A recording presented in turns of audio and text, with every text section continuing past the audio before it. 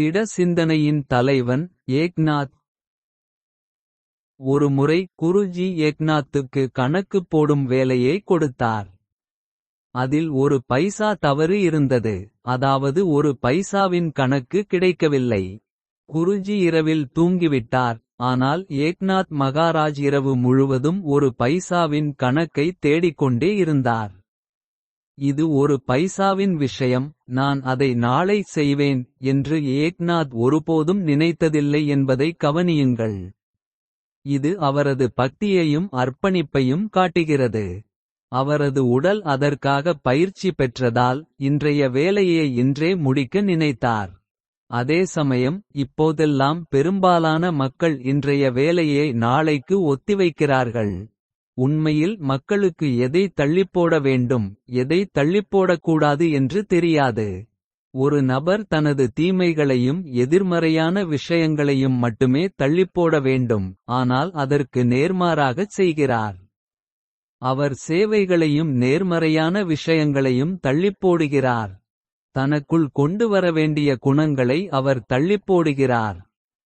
ஏக்நாத் இரவு முழுவதும் ஒரு பைசாவின் கணக்கை தேடிக்கொண்டே இருந்தார்.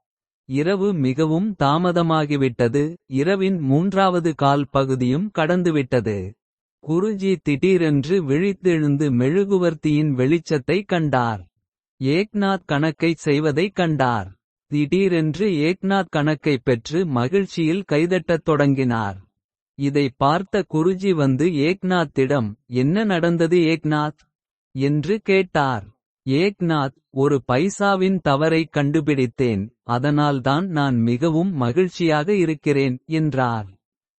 முழு விஷயத்தையும் கேட்ட பிறகு குருஜி, ஒரு பைசாவின் மகிழ்ச்சி, ஒரு பைசாவின் தவறைக் கண்டுபிடித்ததில் நீங்கள் எவ்வளவு மகிழ்ச்சியடைந்தீர்கள். எனவே உலகை படைக்கும் போது நீங்கள் செய்த தவறைக் கண்டுபிடிக்கும் போது நீங்கள் எவ்வளவு மகிழ்ச்சியடைவீர்கள் என்று சிந்தியுங்கள் என்று கூறினார். உண்மையில் ஜனார்த்தன் சுவாமி, நீங்கள் இந்த உலகத்திற்குள் நுழைந்தவுடன் நீங்கள் செய்த தவறைக் கண்டுபிடிக்கும்போது நீங்கள் எவ்வளவு மகிழ்ச்சியாக இருப்பீர்கள், நீங்கள் எவ்வளவு நடனமாடுவீர்கள், நீங்கள் எவ்வளவு அனுபவிப்பீர்கள் என்று சொல்ல விரும்பினார். சந்த் ஏக்நாத்தின் வாழ்க்கையில் நீங்கள் என்ன தவறுகளைச் சுட்டிக்காட்டுகிறீர்கள் என்று யோசித்துப் பாருங்கள். ஒருவர் தன்னை ஒரு உடலாகக் கருதி, நான் உடல், தவறு செய்து, அதை அனுபவத்தின் மூலம் அறியும்போது ஒரு சிறப்பு சூழல், சத் சித்த ஆனந்தம் உருவாக்கப்படுகிறது. குருஜி தனது வார்த்தைகள் மூலம் அளித்த குறிப்பு ஏக்நாத் மகாராஜுக்கு சிந்திக்க போதுமானதாக இருந்தது. அதனால்தான் ஒரு புத்திசாலி நபருக்கு ஒரு குறிப்பு போதுமானது என்று கூறப்படுகிறது. ஏக்நாத்தின் அறிவும் புரிதலும் இப்படித்தான் தொடங்கியது. சேவை செய்வதன் மூலம் அவர் தன்னை முழுமையாக தயார்படுத்திக் கொண்டதால் இது சாத்தியமானது. சேவை ஏக்நாத்தை ஒருமுகப்படுத்துதலின் எஜமானராக்கியது.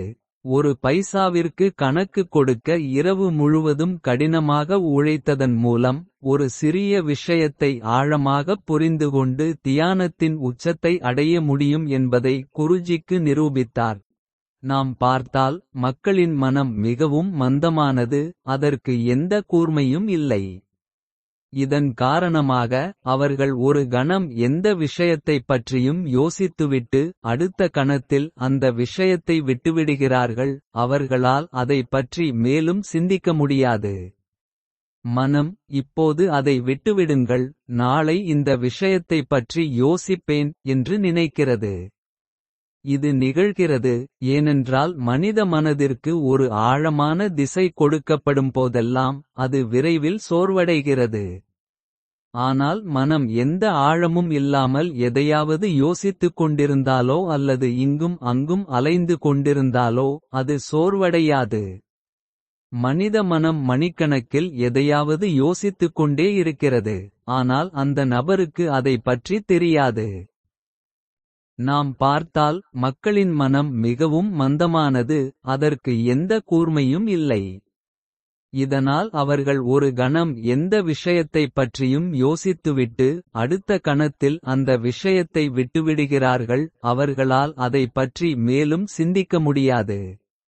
இப்போது அதை விட்டுவிடுங்கள், நாளை இந்த விஷயத்தைப் பற்றி யோசிப்பேன் என்று மனம் நினைக்கிறது. இது நிகழ்கிறது, ஏனென்றால் ஒரு மனித மனதுக்கு ஆழமான திசை கொடுக்கப்படும் போதெல்லாம் அது மிக விரைவில் சோர்வடைகிறது.